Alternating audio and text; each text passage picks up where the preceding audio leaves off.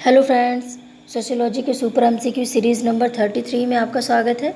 यह MCQs UGC NET JRF assistant professor PGT GTC DTPSB UPSC अन्य समाजशास्त्र संबंधी परीक्षाओं के लिए काफ़ी इंपॉर्टेंट है। तो शुरू करते हैं फ्रेंड्स। पहला क्वेश्चन है, समिति सदस्यता का बोध कराती है जबकि संस्था पद्धति और सेवा का बोध कराती है। यह कथन किसका है? यह कथन है आगबन और निमकाफ का। ठीक है, तो ये आगबन और निमकाफ ने बोला है कि समिति जो है वो सदस्यता का बोध कराती है जबकि संस्था नियमों और पद्धतियों और सेवा साधन इनका बोध कराती है। ठीक है, याद रखिएगा, क्वेश्चन को किसी भी तरह से पूछे आपको आंसर यही देना है। ये कथन जो है मैकाइवर और पेज का ही है। फिर क्वेश्चन नंबर 2 है कि निम्न में से जाति क्या है? जाति को हम क्या कहेंगे? तो देखिए, जाति समिति भी है और संस्था भी। ठीक है, यानी जाति के लोग जब इकट्ठे होते हैं, जाति को जो नियम है, जो संगठन के रूप में यदि जाति को देखते हैं तो क्या हो गया, वो समिति हो गई। लेकिन जाति के जो अंदरूनी नियम होते हैं, जैसे मान लीजिए कोई शूद्र है तो उसको अन्य जाति के लोग उसको नहीं छू सकते, या फिर उसके जो नियम हैं, ठीक है, चर्मकार वगैरह का जो कार्य करता है, या फिर जो माली है वो उसके जो नियम है, माली लोगों का संगठन एक हो गया। ठीक है, ये तो समिति हो गई। लेकिन जो उसके अंदरूनी नियम होते हैं, जो स्तरीकरण में उनका नियम है, वो क्या है? समिति, वो संस्था है। ठीक है, तो उनके संगठन के रूप में देखेंगे तो समिति हो गई, और यदि उनके नियमों के रूप में देखेंगे, मानदंडों के रूप में देखेंगे तो वो संस्था है। ठीक है, फिर क्वेश्चन नंबर 3 है, सामाजिक गतिशीलता की प्रक्रिया में संस्कृतिकरण के विश्लेषण हेतु एम.एन. श्रीनिवास द्वारा मर्टन की कौन सी अवधारणा ली गई है?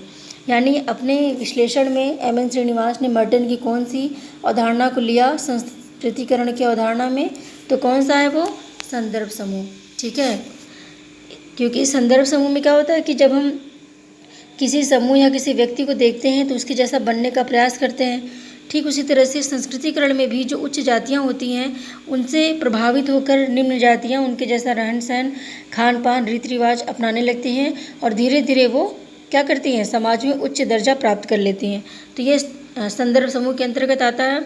इस क्वेश्चन को अगर दूसरे ढंग से भी प्रश्न करते हैं कि संस्कृतिकरण जो है वो किसके ज़्यादा समकक्ष है, किससे मिलता जुलता है, तो वो है संदर्भ समूह। ठीक है, तो क्वेश्चन किसी भी तरह से घुमा दें, आपको केवल थीम समझनी है। थीम समझ गए आप, फिर उस क्वेश्चन को 10 प्रकार से भी सॉल्व कर लेंगे। ठीक है, फिर देखिए क्वेश्चन नंबर 4 है, सामाजिक जीवन का ऐसा क्षेत्र जो सामाजिक संबद्धता और समरूपता को दर्शाता है क्या कहलाता है?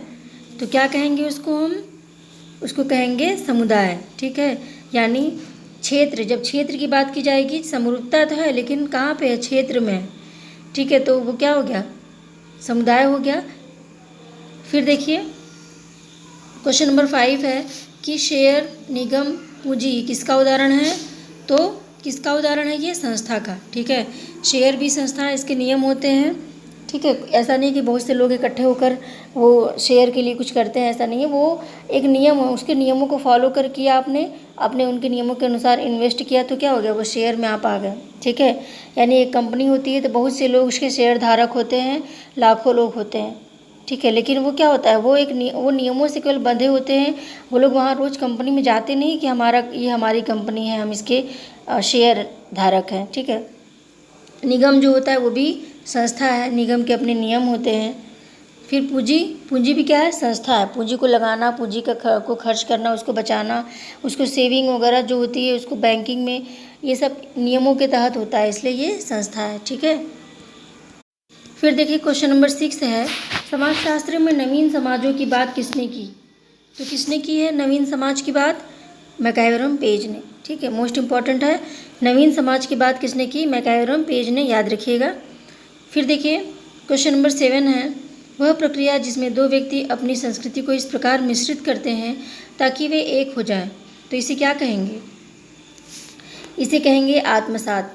ठीक है, यानी दो संस्कृति या फिर दो व्यक्ति या फिर दो समूह ऐसे हैं जो पूरी तरह से मिश्रित हो गए, एक दूसरे में समाहित हो गए हैं और अपना स्वतंत्र अस्तित्व खो चुके हैं, तो उसको हम आत्मसात कहेंगे। ठीक है, लेकिन एकीकरण में देखिए क्या होता है, एकीकरण में समूह जो है मिलजुल के रहते तो हैं लेकिन वो अपने विशेषताओं को बनाए रखते हैं। ठीक है, यानी जैसे भारत है, भारत में बहुत से धर्म के लोग, बहुत से संस्कृति के लोग रहते हैं लेकिन वो अपना स्वतंत्र अस्तित्व बनाए हुए हैं। ठीक है, तो वो एकीकरण हो गया। सहयोग में क्या होता है कि लोग एक दूसरे का सहयोग करते हैं, समान उद्देश्य की प्राप्ति के लिए समान कार्य करते हैं। समाजीकरण समाज के मूल्यों और मानदंडों को सीखना समाजीकरण है। और आत्मसात का मतलब है कि जब दो समूह पूरी तरह से विलीन हो जाए एक दूसरे में, उनके सारे शिकवे शिकायतें जो है वो दूर हो जाए, तो क्या हो गया? आत्मसात। फिर देखिए क्वेश्चन नंबर 8 है, वैश्विक गांव की अवधारणा किसकी है? तो किसकी है वैश्विक गांव? विश्व गांव की अवधारणा दी है ना मार्शल मकलुहान ने, ठीक है। तो विश्व गांव में उन्होंने बोला है कि जब आज जो है संपूर्ण विश्व जो है एक गांव की तरह हो गया है, जिस तरह से एक गांव में एक एक पल पल की खबर लोग रखते हैं कि गांव में इनके यहाँ ये हुआ है, उनके वहाँ वो हुआ है, उसी तरह से पूरा विश्व हो गया है। अब हर व्यक्ति हर देश के बारे में जानता है, किस देश में कौन सी घटना हुई, किस देश के कौन से प्रांत में कौन सी घटना हुई, इसकी छोटी छोटी अपडेट्स हमको हमेशा मिलती रहती है। तो पूरा गांव क्या है, पूरा विश्व एक गांव की तरह सिमट गया है, ठीक है। तो ये बात मार्शल मकलुहान ने अपने विश्व गांव की अवधारणा में कही है। फिर देखिए क्वेश्चन नंबर 9 है, आभासी समूह से किसका निर्माण होता है? ठीक है, यानी ये जो आभासी समूह होता है, जैसे व्हाट्सएप ग्रुप वगैरह बन गए, फेसबुक ग्रुप बन गए, ठीक है, तो ऑनलाइन जो कम्युनिटी बन गई, आभासी समूह, यानी हमको आभास तो होता है कि हमारा समूह है, लेकिन हम क्या करते हैं, मिलते नहीं आपस में, ठीक है।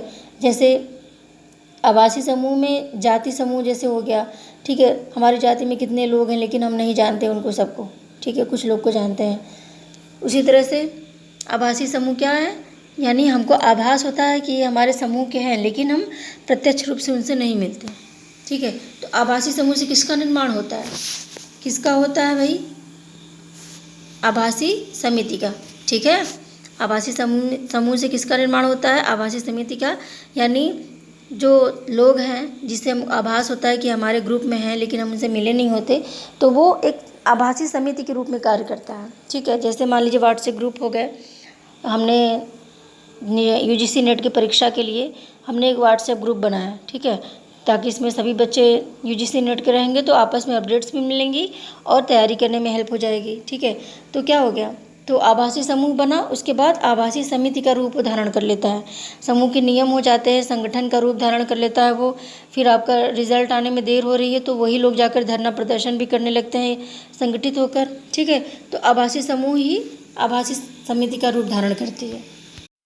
फिर देखिए संस्था सामाजिक रीति रिवाजों का गुच्छा है, ये किसने कहा है? ये एक कोटेशन है, एक परिभाषा है, ये हैमिल्टन का, ठीक है। तो याद रखिएगा, ये कई बार आ चुका है एग्जाम में। संस्था को सामाजिक रीति रिवाजों का गुच्छा किसने माना? हैमिल्टन ने। तो इसको इस तरह से भी पूछता है या फिर कोटेशन के रूप में पूछता है तो आप हैमिल्टन ही लगाएंगे, ठीक है। ओके फ्रेंड्स, तो वीडियो अच्छा लगा तो वीडियो को लाइक कीजिए, शेयर कीजिए, और मेरे कंटेंट अच्छे लगे तो चैनल को सब्सक्राइब कीजिए, और सब्सक्राइब कर लिया है तो बेल आइकन ज़रूर दबाइए, ताकि जब भी मैं कोई वीडियो अपलोड करूं तो उसकी नोटिफिकेशन आपके पास पहुंच जाए और कोई भी लेक्चर आप मिस ना करें, क्योंकि लेक्चर मिस करेंगे तो क्वेश्चन मिस होंगे। ओके, तो मिलते हैं फिर अगले वीडियो में, तब तक के लिए बाय।